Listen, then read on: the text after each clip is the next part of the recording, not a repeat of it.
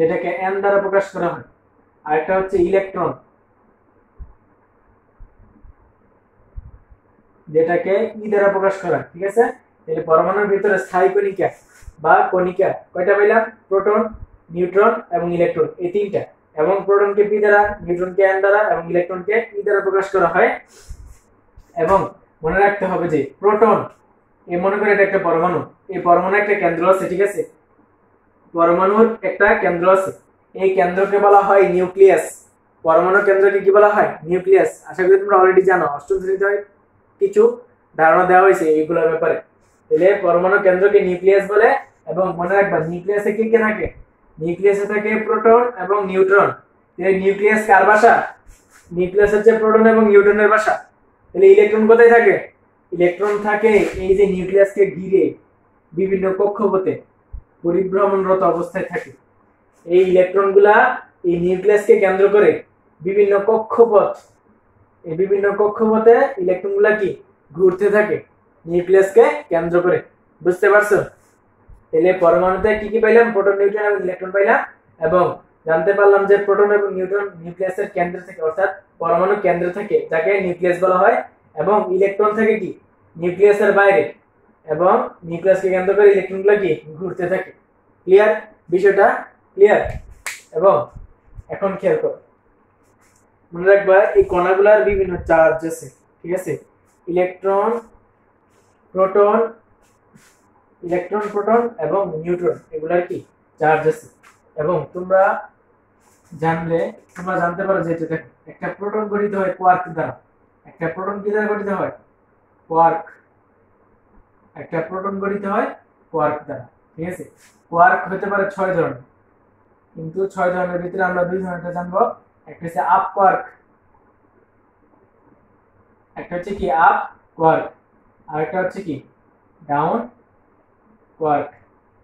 আরো আছে charm quark, strange quark, এগুলা আপাতত জানার দরকার নেই। মনে রাখো কোয়ার্ক 6 ধরনের, তার ভিতরে 2টা হচ্ছে কি আপ কোয়ার্ক এবং ডাউন কোয়ার্ক। মনে রাখবা এই আপ কোয়ার্কের একটা চার্জ আছে।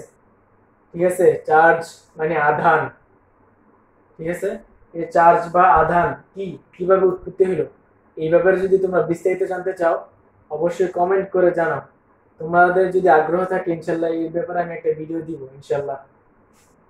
মনে রাখবা এই আপ কোয়ার্কের একটা চার্জ আছে, এই আপ কোয়ার্কের চার্জ আছে +2/3। আপ কোয়ার্কের চার্জের মান কত? +2/3। এবং ডাউন কোয়ার্কের চার্জ হচ্ছে কি -1/3। ডাউন কোয়ার্কের চার্জ হচ্ছে -1/3। এখন আমি যদি মনে করি এটাকে একটা প্রোটন বিবেচনা করি, একটা প্রোটন গঠিত হয় 2টা আপ কোয়ার্ক দ্বারা এবং একটা ডাউন কোয়ার্ক দ্বারা। তাহলে একটা প্রোটন কি দ্বারা গঠিত হইতেছে? একটা প্রোটন গঠিত হইতেছে 2টা আপ কোয়ার্ক এবং একটা ডাউন কোয়ার্ক দ্বারা। ঠিক আছে, 2টা আপ কোয়ার্ক এবং একটা ডাউন কোয়ার্ক দ্বারা কি গঠিত হইতেছে? একটা প্রোটন গঠিত হইছে, প্রোটন গঠিত হইছে। ঠিক আছে, এখন এই প্রোটন যে 2টা আপ কোয়ার্ক এবং একটা ডাউন কোয়ার্ক দ্বারা গঠিত হইলো, এগুলা সমন্বয় গঠিত হওয়ার পর প্রোটনের চার্জ কত এটা আমরা বের করব। ঠিক আছে, প্রোটনের চার্জটা আমরা বের করি। দেখো প্রোটন কি দ্বারা গঠিত হইলো? যে 2টি আপ কোয়ার্ক। ঠিক আছে, 2টি আপ কোয়ার্ক, আবার একটা ডাউন কোয়ার্ক, একটি ডাউন কোয়ার্ক। ঠিক আছে, তাহলে 2টা আপ কোয়ার্কের চার্জ কত, 2টা আপ কোয়ার্কের মোট চার্জ কত, এবং এক কথায় 2টা আপ কোয়ার্ক এবং একটা ডাউন কোয়ার্কের মোট চার্জ কত এটা বের করব আমরা। ঠিক আছে, তাহলে 2টা আপ কোয়ার্কের চার্জ মোট কত? দেখো একটা আপ কোয়ার্ক আছে 2/3, তাহলে আরেকটা কি হবে 2/3, এই দুটো যোগ করে দিলে হবে, সামনে প্লাস না দিলে চলবে। ঠিক আছে, এরপরে প্লাস আছে কি, এরপরে এখানে এটা -1/3, কারণ একটা ডাউন কোয়ার্কের চার্জ কত করছিলাম? -1/3। তাহলে এখানে আমরা দেখো ক্যালকুলেশন যদি করি, এখানে লসাগু করলে 3, আর এখানে কি পাচ্ছি 2 + 2, অর্থাৎ কি হইতেছে এখানে, আর এখানে খেয়াল করো এই প্লাস এ মাইনাসে কি হইতেছে? -1/3 হইতেছে। আর এটা যদি ক্যালকুলেশন করি, দেখো এই অংশটা আমি এখানে একটু লিখতেছি, যে এটা যদি ক্যালকুলেশন করি তো 4/3 পাইতেছি, 4/3, তাহলে -1/3, 4/3 একটা অংশ, আর এটা কি -1/3 আছে, তো -1/3 দিলাম। তাহলে এখানে খেয়াল করো, আবার যদি লসাগু করি 3 আসবে লসাগু, হরে তারপর এখানে কি হচ্ছে 4 - 1 তার মানে কি 3/3। তাহলে কি পাইতেছি আলটিমেটলি প্লাসের 1 পাইতেছি না, প্লাসের 1 পাইতেছি কিনা, ঠিক আছে। তার মানে প্রোটনের চার্জ কত, প্রোটনের চার্জ কত প্লাসের 1, প্রোটনের চার্জ কত প্লাসের 1, বুঝতে পারছো, প্রোটনের চার্জ প্লাসের 1, ঠিক আছে। তাহলে আমরা দেখতে পেলাম যে একটা প্রোটন দুইটা আপ কোয়ার্ক একটা ডাউন কোয়ার্ক দ্বারা গঠিত, ফলে প্রোটনের চার্জ কত হয়, চার্জ হয় প্লাসের 1। এজন্য প্রোটনের চার্জ কত, প্রোটনের চার্জ কত হবে, চার্জ হচ্ছে কি প্লাসের 1, ঠিক আছে। এবং মনে রাখবা নিউট্রন, এই নিউট্রন নামটাই আসছে নিউট্রাল থেকে, আই রিপিট নিউট্রন নামটাই কোথা থেকে আসছে, নিউট্রাল থেকে। তার মানে নিরপেক্ষ, চার্জ নিরপেক্ষ, নিউট্রনের কোনো চার্জ নাই। এখন কিভাবে চার্জ নাই এটা একটু বোঝা দরকার না। দেখো সবাই তো জানবে যে নিউট্রন চার্জ নাই, চার্জ নাই, কিন্তু কিভাবে নাই এটা অনেকেই জানবে না, কিন্তু তুমি জানবে ইনশাআল্লাহ। কিভাবে, দেখো একটা নিউট্রন গঠিত হয় দুইটা ডাউন কোয়ার্ক দ্বারা, একটা নিউট্রন গঠিত হয় দুইটা ডাউন কোয়ার্ক এবং একটা আপ কোয়ার্ক দ্বারা। একটা নিউট্রনকে যদি ভাঙি তাহলে কি পাবো, দুইটা ডাউন কোয়ার্ক পাবো, ডাউন কোয়ার্ক, আর একটি কি পাবো আপ কোয়ার্ক, ঠিক আছে। দুইটা ডাউন কোয়ার্ক এবং একটা আপ কোয়ার্ক, তাহলে এই দুইটা ডাউন কোয়ার্কের চার্জ একটার কত মাইনাসের 1/3 আর আপ কোয়ার্কের একটার কত 2/3। তাহলে এই দুইটা ডাউন কোয়ার্ক এবং একটি আপ কোয়ার্কের মোট চার্জ কত এটা বের করব। ওই মোট চার্জ হচ্ছে কি নিউট্রনের চার্জ।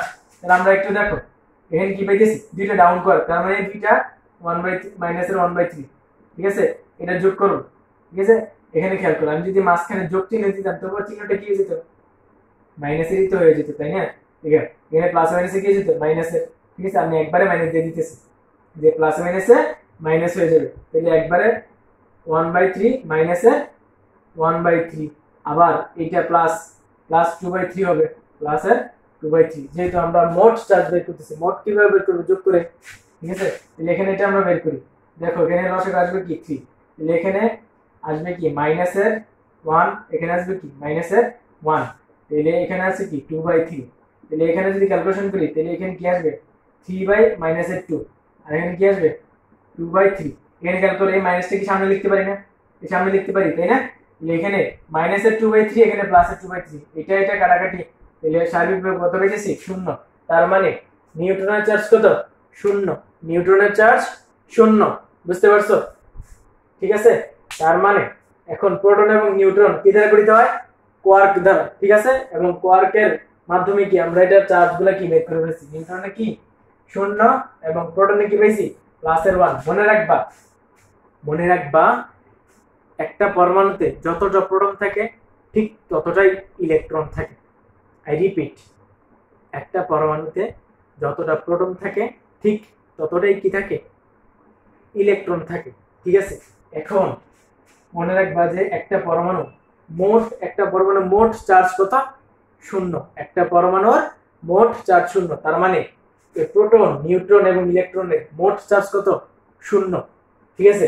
এখন তুমি তো খেয়াল করো তো, যেহেতু একটা পরমাণুতে প্রোটন যদি একটা থাকে ইলেকট্রন কয়টা থাকবে, একটা থাকবে, ঠিক আছে। এখন মোট চার্জ যেহেতু 0 এবং নিউট্রনের চার্জ যেহেতু 0, এখানে খেয়াল করো নিউট্রনের চার্জ কত 0 এবং পরমাণুর মোট চার্জ কত 0, অর্থাৎ প্রোটন নিউট্রন এবং ইলেকট্রনের চার্জ কি যোগফল করলে কি হবে 0 হবে, ঠিক আছে। তাহলে ইলেকট্রনের চার্জ কত হবে, ইলেকট্রনের চার্জ কত হবে, নিশ্চয়ই বিষয়টা বুঝতে পারছো যে ইলেকট্রনের চার্জ হবে কি প্রোটনের সমান এবং বিপরীত, বুঝতে পারছো, বুঝছো নাই। যেমন করে এখানে কি পাইতেছি যে প্রোটনের চার্জ কত পাইতেছি প্লাসের 1, ঠিক আছে। মনে রাখবে এই চার্জগুলো কিন্তু আপেক্ষিক চার্জ, এই চার্জগুলো কি আপেক্ষিক, তুলনামূলক, কোন একটা বিষয়ের সাথে তুলনা করে এই চার্জগুলো নেওয়া হয়েছে। প্লাসের 1 এটা কি আপেক্ষিক, তুলনা করে নেওয়া হয়েছে, বিষয়টা আমি একটু পরে বোঝাচ্ছি। দেখো তাহলে এখানে খেয়াল করো এখানে আপেক্ষিক, এগুলো কি দ্বারা, এগুলো হচ্ছে কি আপেক্ষিক আধান বা আপেক্ষিক চার্জ। এখন প্রোটনের, এখন আমি কি বলছি একটা পরমাণুতে সবগুলা কণিকার মোট চার্জ কি হবে 0 হইবে। তাহলে এখানে প্রোটনের চার্জ, অর্থাৎ আমি এখানে লিখতে পারি যে প্রোটনের চার্জ, নিউট্রনের চার্জ এবং ইলেকট্রনের চার্জ কি হবে 0 হবে। ঠিক আছে, অলরেডি আমরা জানি নিউট্রনের চার্জ কত, 0। ঠিক আছে, এখন প্রোটনের চার্জ কি +1 আর নিউট্রনের চার্জ 0, তাহলে ইলেকট্রনের চার্জ কত হইব, ইলেকট্রনের চার্জ কত হইব, তাহলে ইলেকট্রনের চার্জ কি হইব, a প্লাসের 1 ওদিকে গেলে কি যাবে -1 না, তার মানে ইলেকট্রনের আপেক্ষিক চার্জ কত, ইলেকট্রনের আপেক্ষিক চার্জ কত -1, কারণ পরমাণু সামগ্রিকভাবে কি মোট পরমাণু মোট চার্জ কি 0। তাহলে প্রোটনের যদি +1 হয়, আপেক্ষিক চার্জ যদি +1 হয়, তাহলে ইলেকট্রনের চার্জ কত হবে -1। বুঝতে পারছো বিষয়গুলো নিট এন্ড ক্লিয়ার? ওকে, তারপর তারপর দেখো, আশা করি পরমাণুর ভেতর যে কণা, এই কণাগুলো ব্যাপারে আশা করি তোমাদের আর কোনো সমস্যা নেই। আমি একদম ভেঙে ভেঙে খুব ডিপলি বুঝাই দিছি। ঠিক আছে, এখানে খেয়াল করো, পরমাণুর ভেতর কণা আমাদের পড়া শেষ হয়েছে। এবং দেখো এই পরমাণুর ভিতরে যে কণাগুলো পাইছি, এখন যদি আমরা আপেক্ষিক এই যে চার্জগুলো কি পাইলাম, এগুলো একটু মুছে দিই। দেখো, আচ্ছা আমি একটু লিখতেছিলাম, এগুলো স্লাইড আছে, দেখো এখানে স্লাইড থেকে আমি দেখাই দিই যে এখানে দেখো আমরা কি কি পেলাম, প্রোটন, ইলেকট্রন এবং নিউট্রন পাইলাম। ঠিক আছে, এবং মনে রাখবা এই প্রোটন, ইলেকট্রন এবং নিউট্রন কে আবিষ্কার করছে, এখানে এগুলো লেখা আছে। দেখো, ইলেকট্রন আবিষ্কারক কে, জে থমসন। ইলেকট্রন কে আবিষ্কার করছে, জে থমসন। প্রোটন কে আবিষ্কার করছে, রাদারফোর্ড। ঠিক আছে, প্রোটন আবিষ্কার করছে আর্নেস্ট রাদারফোর্ড। বুঝতে পারছো? এবং নিউট্রন আবিষ্কার করছে চ্যাডউইক।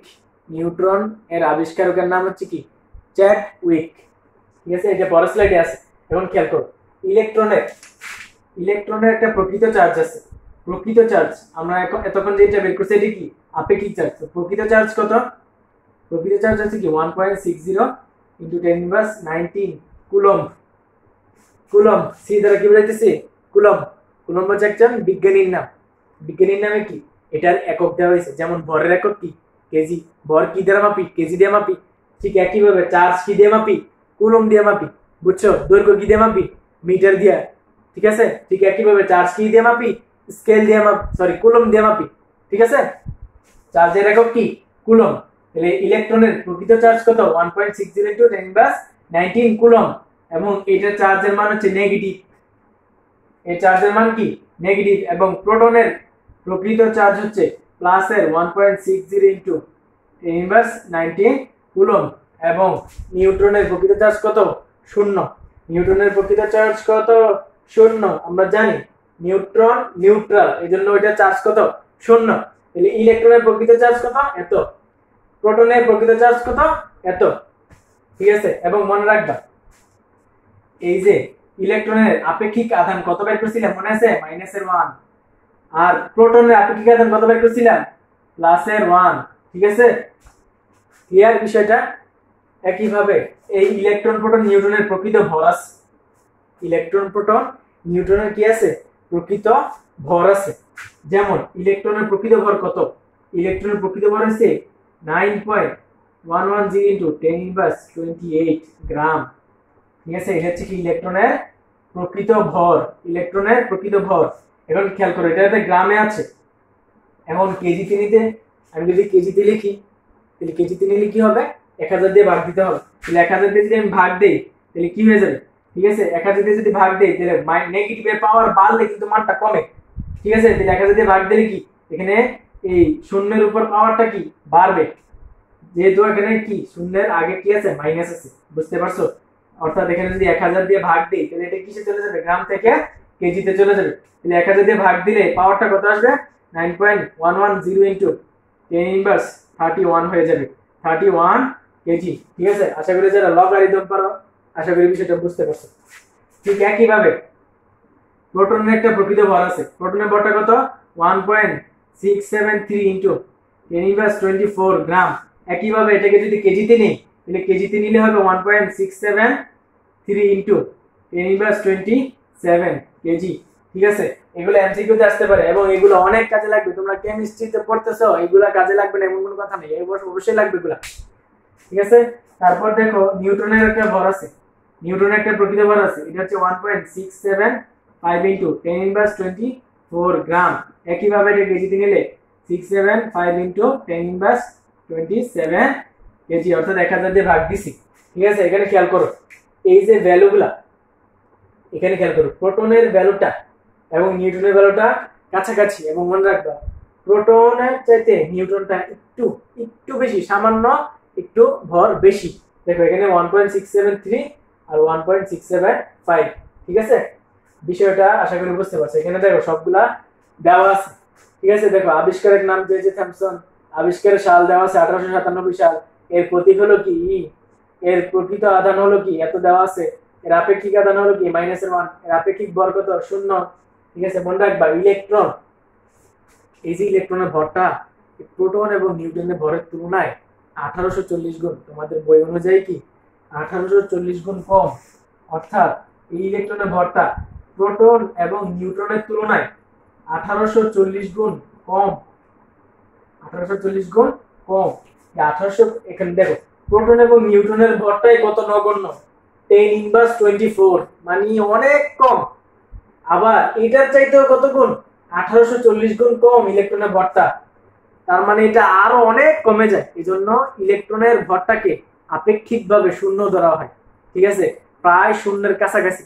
এটা যদি গণনা না করি তাহলে আমাদের হিসাবে তেমন একটা সমস্যা হবে না, যেহেতু আমরা পড়ালেখা করতেছি, আমাদের কি হিসাবে তেমন কোনো সমস্যা হবে না। বুঝতে পারছো বিষয়টা? আশা করি ক্লিয়ার।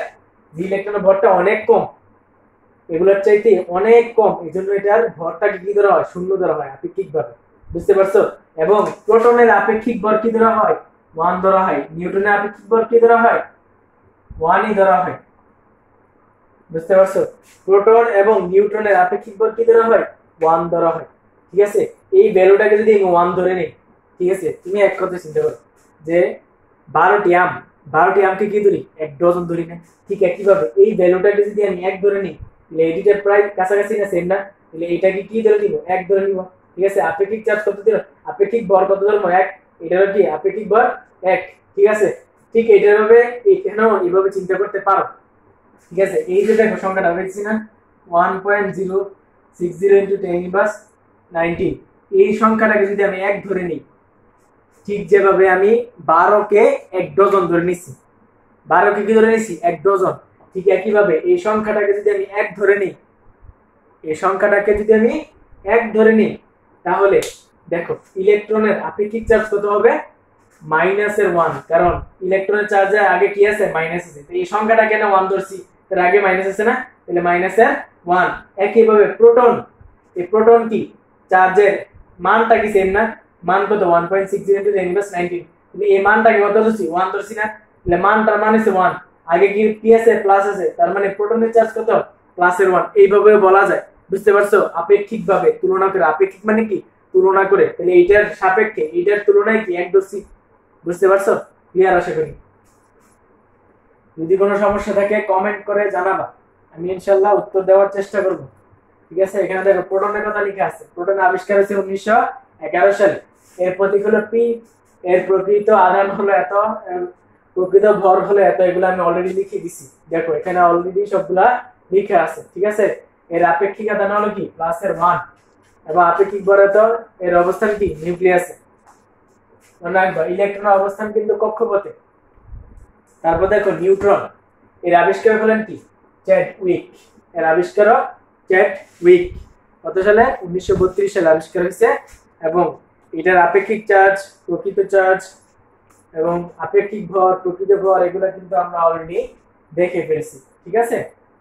ঠিক আছে, তোমরা মনে রাখবা অনেক সময় প্রোটনকে P+ দ্বারা প্রকাশ করা হয়, কারণ প্রোটন কি পজিটিভ চার্জ বিশিষ্ট, ইলেকট্রনকে E- দ্বারা প্রকাশ করা হয়, ইলেকট্রন নেগেটিভ চার্জ বিশিষ্ট, এই নিউট্রনকে N0 দ্বারা প্রকাশ করা হয়, অর্থাৎ নিউট্রন হচ্ছে কি নিউট্রাল, মানে 0 চার্জ বিশিষ্ট। বুঝতে পারছো?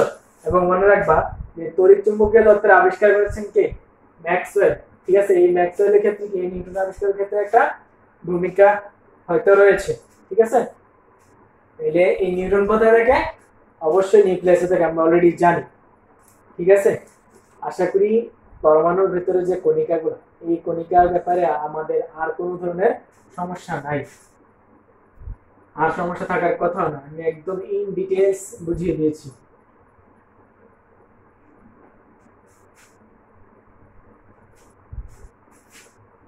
তারপর দেখো পারমাণবিক সংখ্যা, আমরা ইতিমধ্যে কি কি জানতে পারছি, আমরা ইতিমধ্যে জানতে পারছি পৃথিবীতে 118টা মৌল আছে। মনে রাখবা সকল পদার্থই পরমাণু দ্বারা গঠিত, কিন্তু সকল পদার্থের পরমাণুতে সমান সংখ্যক ইলেকট্রন প্রোটন নিউট্রন থাকে না। 118টা মৌলের ভিতরে 118 রকমের ইলেকট্রন প্রোটন এবং নিউট্রন থাকে। আমি আবারও বলতেছি, 118টা মৌলিক পদার্থ আছে এবং 118টা মৌলিক পদার্থের ভিতরে 118 ধরনের 118 রকমের প্রোটন, ইলেকট্রন এবং নিউট্রন সংখ্যা আছে। অর্থাৎ প্রত্যেকটা মৌলিক পদার্থে কি ভিন্ন ভিন্ন প্রোটন, নিউট্রন এবং ইলেকট্রন আছে। ঠিক আছে, তাহলে আমরা এই সম্পর্কে কি একটু আলোচনা করব। তাহলে পারমাণবিক সংখ্যা কি, যে আমরা জানি কি 118 কি 118 ধরনের প্রোটন সংখ্যা থাকে। ঠিক আছে, মনে রাখবা কোন একটা পরমাণুতে বিদ্যমান প্রোটন সংখ্যাকে কি বলে? পারমাণবিক সংখ্যা। কোন একটা পরমাণুতে বিদ্যমান প্রোটন সংখ্যাকে ওই মৌলের কোন একটা মৌলের পরমাণুতে যে যতটা প্রোটন থাকে ওই সংখ্যাটাই হচ্ছে কি ওই মৌলের পারমাণবিক সংখ্যা। অর্থাৎ একটা পরমাণুতে যদি 2টা প্রোটন থাকে তাহলে ওই পরমাণুর পারমাণবিক সংখ্যা কত? 2। এখানে খেয়াল করো, যেমন হাইড্রোজেনের ভিতরে একটা প্রোটন থাকে। কয়টা প্রোটন থাকে? একটা প্রোটন। তাহলে হাইড্রোজেনের পারমাণবিক সংখ্যা কত? পারমাণবিক সংখ্যা হচ্ছে 1। একইভাবে অক্সিজেনের 8টা প্রোটন থাকে। অক্সিজেনের পরমাণুতে কয়টা প্রোটন থাকে? 8টা প্রোটন। তোমরা এগুলা পরবর্তীতে জানতে পারবা। এখন দেখো, অক্সিজেনের পরমাণুতে 8টা প্রোটন থাকে, তার মানে অক্সিজেনের পারমাণবিক সংখ্যা কত? 8। নাইট্রোজেনের 7টা প্রোটন থাকে, তাহলে নাইট্রোজেনের পারমাণবিক সংখ্যা কত? 7। অর্থাৎ কোন একটা মৌলের পরমাণুতে যতটা প্রোটন সংখ্যা থাকে ওই সংখ্যাকে হচ্ছে কি পারমাণবিক সংখ্যা বলা হয়। ঠিক আছে, এই পারমাণবিক সংখ্যাকে Z দ্বারা প্রকাশ করা হয়। কি দ্বারা প্রকাশ করা হয়? Z। পারমাণবিক সংখ্যাকে Z দ্বারা প্রকাশ করা হয়। তাহলে কোন একটা মৌলের Z যদি 8 দেওয়া থাকে, তার মানে ওই মৌলটা কি? দেখো, ওই মৌলটা কি? অক্সিজেন। ওই মৌলটা কি? অক্সিজেন। বুঝতে পারছো? কারণ একটা পরমাণুর বা একটা মৌলের পরিচয় হচ্ছে প্রোটন দিয়া। কি বলছি? একটা মৌলের পরিচয়, আমরা যেভাবে এক একজনের নাম আছে, আমরা আমাদের পরিচয় কিভাবে নাম দিয়ে দিই, ঠিক আছে, ঠিক একইভাবে একটা পরমাণুর পরিচয় হচ্ছে প্রোটন দিয়া, প্রোটন সংখ্যা দিয়া। ঠিক আছে, যে পরমাণুর প্রোটন 8টা তাকে কি বলি? অক্সিজেন বলি। যে পরমাণুতে 7টা প্রোটন থাকে ওই পরমাণুকে কি বলি? নাইট্রোজেন বলি। ঠিক আছে, পরমাণুর পরিচয় কি দিয়া? প্রোটন দিয়া। ঠিক আছে, একটা পরমাণুতে যতটা প্রোটন থাকে ওই প্রোটনটা দেখে আমরা বলতে পারবো যে এই পরমাণুটা কার পরমাণু, এটা নাইট্রোজেনের না অক্সিজেনের না কার, হাইড্রোজেনের না হিলিয়ামের। এটা কার পরমাণু এটা কিভাবে জানতে পারবো? প্রোটন সংখ্যা দেখে, পারমাণবিক সংখ্যা দেখে। মনে রাখবা পারমাণবিক সংখ্যা যেই কথা, প্রোটন সংখ্যা একই কথা। ঠিক আছে, এবং অবশ্যই মনে রাখবা পরমাণুতে প্রোটন এবং ইলেকট্রন সংখ্যা সমান। প্রোটন সংখ্যা আর ইলেকট্রন সংখ্যা কি? সমান। প্রোটন সংখ্যা ইকুয়াল কি? ইলেকট্রন সংখ্যা। অর্থাৎ স্বাভাবিক অবস্থায় পরমাণুতে যতটা প্রোটন থাকে ততটাই কি ইলেকট্রন থাকে। প্রোটন 5টা হলে ইলেকট্রন 5টা, প্রোটন 8টা হলে ইলেকট্রন 8টা। বুঝতে পারছো? এবং নিউট্রন সংখ্যা হয় প্রোটনের সমান থাকে, নাইলে নিউট্রন সংখ্যা হয় প্রোটনের চাইতে বেশি থাকে। মনে রাখবা নিউট্রন হয় প্রোটনের সমান অথবা নিউট্রন সংখ্যা কি প্রোটনের চাইতে বেশি হয়। বুঝতে পারছো? ক্লিয়ার আশা করি। ঠিক আছে, তাহলে আমরা কি কি জানতে পারলাম? কোন একটা পরমাণুতে যে প্রোটন সংখ্যা ওই প্রোটন সংখ্যা হচ্ছে কি পারমাণবিক সংখ্যা, এবং পারমাণবিক সংখ্যাকে Z দ্বারা প্রকাশ করা হয়। এবং কোন একটা মৌলের পরিচয় কি দেয়া? পারমাণবিক সংখ্যা দিয়ে, এবং পারমাণবিক সংখ্যা কি প্রোটন সংখ্যা। অর্থাৎ মৌলের পরিচয় হচ্ছে কি প্রোটন সংখ্যা দিয়ে। কোন একটা মৌল হাইড্রোজেন, কার্বন না অক্সিজেন, সেটা আমরা কিভাবে বুঝতে পারবো? সেটা প্রোটন সংখ্যা দিয়া। বুঝতে পারছো? আশা করি পারমাণবিক সংখ্যাটা ক্লিয়ার। তারপর আসি ভর সংখ্যা। এখানে খেয়াল করো, আমরা দেখছিলাম যে এটা যদি একটা পরমাণু হয়, এই পরমাণুর কেন্দ্রে কি থাকে? প্রোটন, নিউট্রন, আর বাইরে থাকে কি ইলেকট্রন। আমরা দেখছিলাম এই ইলেকট্রনের ভর খুবই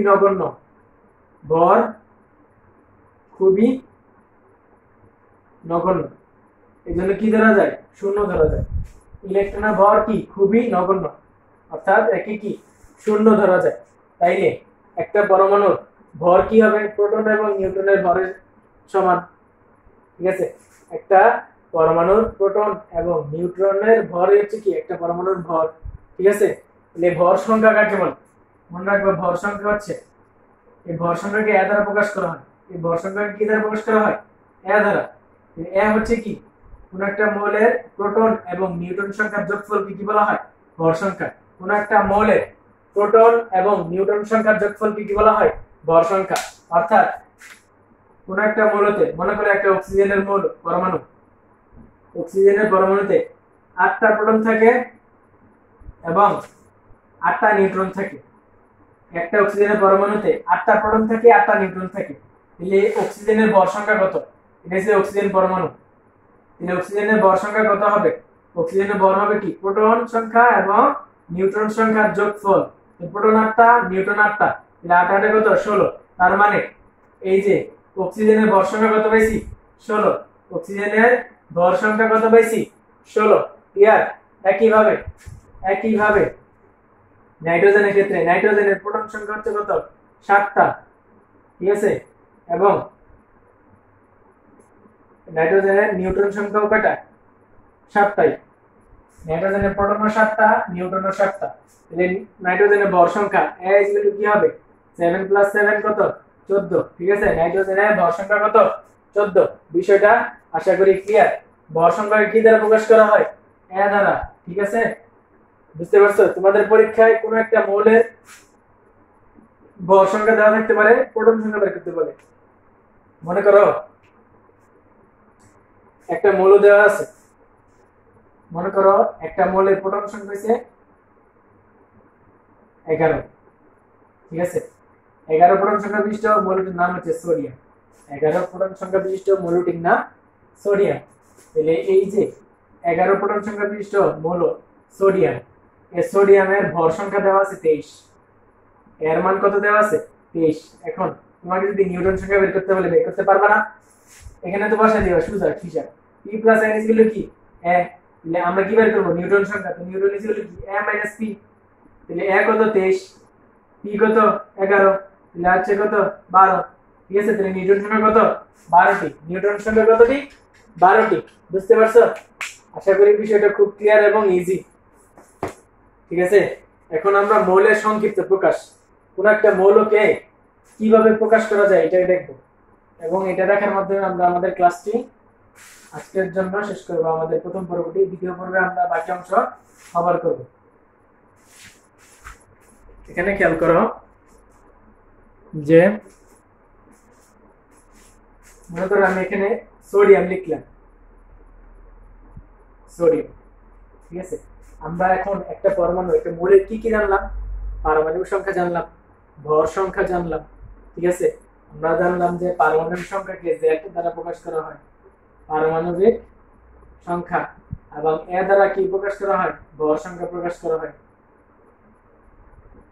ঠিক আছে, এখন এই পারমাণবিক সংখ্যা এবং ভর সংখ্যা এই একটা মৌলের প্রতীকের ভিতরে কিভাবে প্রকাশ করা হয়, কিভাবে ফুটিয়ে তোলা হয়, এটাই আমরা জানবো। দেখো এখানে একটা মৌল লিখছি, মৌলটার নাম হচ্ছে সোডিয়াম। ঠিক আছে, এখন এটা যদি একটা মৌল হয়, সোডিয়াম হয়, তাহলে সোডিয়ামের পারমাণবিক সংখ্যাটা কোথায় লিখতে হবে? এই সোডিয়ামের পারমাণবিক সংখ্যাটা এই সোডিয়ামের বামে, এই নিচে ছোট আকারে এখানে লিখতে হবে। এই যে এখানে আমি যেখানে লিখছি এখানে, এবং এই সোডিয়ামের ভর সংখ্যাটাকে এই বামের উপরে এখানে লিখতে হবে। বুঝতে পারছো? এবং সোডিয়ামের চার্জ বা আধান থাকে, চার্জ বা আধান মানে কি? সোডিয়াম যদি আয়নিত অবস্থায় থাকে, মানে সোডিয়ামের ইলেকট্রন যদি একটা বের হয়ে যায় অথবা একটা গ্রহণ করে, তখন সোডিয়াম আর সোডিয়াম পরমাণু থাকবে না, এটা আয়নে পরিণত হয়ে যাবে। এই বিষয়গুলা তোমরা হয়তো অষ্টম শ্রেণীতে কিছুটা জানছো। ঠিক আছে, তোমরা যারা জানো না তারা একটু পরের ক্লাসগুলোতে, পরের অধ্যায়গুলোতে তোমরা এটা জানতে পারবা। ঠিক আছে, যখন মনে করবে একটা পরমাণুতে যখন ইলেকট্রন সংখ্যা প্রোটনের চাইতে বেশি বা কম হয়, তখন এটা আর পরমাণু, নরমাল পরমাণু থাকে না, এটা আয়ন হয়ে যায়। কি হয়ে যায়? আয়ন। ঠিক আছে, আয়ন হয়ে গেলে এখানে তার যতটা প্রোটন, যদি এখন প্রোটনের চাইতে যদি ইলেকট্রন বেশি হয়, যতটা বেশি হবে তত মাইনাস দিতে হবে। দুইটা বেশি হলে কি? 2 মাইনাস দিতে হয়। একটা বেশি হলে কি দিতে হয়? মাইনাস শুধু। ঠিক আছে। আবার ইলেকট্রন যদি কম হয়, প্রোটনের চাইতে ইলেকট্রন যদি কম হয় তাহলে প্লাস দিতে হয়। এগুলো কেন এটা আমি পরের অধ্যায়গুলোতে যখন পড়াবো তখন বুঝাবো, ঠিক আছে। তাহলে এখন চার্জ থাকে কি, আমরা এখানে চার্জগুলো লিখবো, এখানে চার্জগুলো কি আমরা এখানে লিখবো, বুঝতে পারছো। তাহলে এখানে কি লিখবো, চার্জ, ঠিক আছে। আর এখানে কি লিখবো, পারমাণবিক সংখ্যা, এখানে কি লিখবো, ভর সংখ্যা, ঠিক আছে। তাহলে আমি যদি এটা লিখি সোডিয়াম 11 23, তাহলে এই সংকেতটা থেকে যদি বলে সোডিয়ামের ভর সংখ্যা কত, বলতে পারবা না।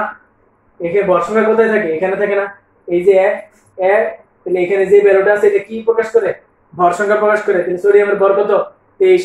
এখানে কি থাকে, পারমাণবিক সংখ্যা, পারমাণবিক সংখ্যা কি, প্রোটন সংখ্যা। যদি বলে সোডিয়ামের প্রোটন সংখ্যা কত, 11, বুঝতে পারছো।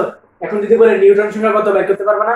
এই ভরটা থেকে কি, এই প্রোটন সংখ্যা বিয়োগ করে দিবা, এই ভর সংখ্যা থেকে কি করে দিবা, এই প্রোটন সংখ্যাটা বিয়োগ করে দিবা, তাইলে কি পেয়ে যাবা, আমাদের নিউটন সংখ্যা পেয়ে যাবো, ঠিক আছে। তাহলে 23 থেকে 11 বিয়োগ করলে কত, 12, আমরা অলরেডি দেখছি, ঠিক আছে। একইভাবে সবগুলা এইভাবে কি আমরা বের করতে পারবো। যেমন এখানে দেখো লিথিয়ামের 3 7, খেয়াল করো এখানে লিথিয়ামের নিচে কি দেওয়া আছে, 3 আছে। তার মানে কি বুঝতেছি, লিথিয়ামের পারমাণবিক সংখ্যা কত, 3, মানে প্রোটন সংখ্যা 3 এবং ইলেকট্রন সংখ্যা কত, 3, ঠিক আছে। মনে রাখবা একটা পরমাণুতে পারমাণবিক সংখ্যা যে কথা, প্রোটন সংখ্যা একই কথা।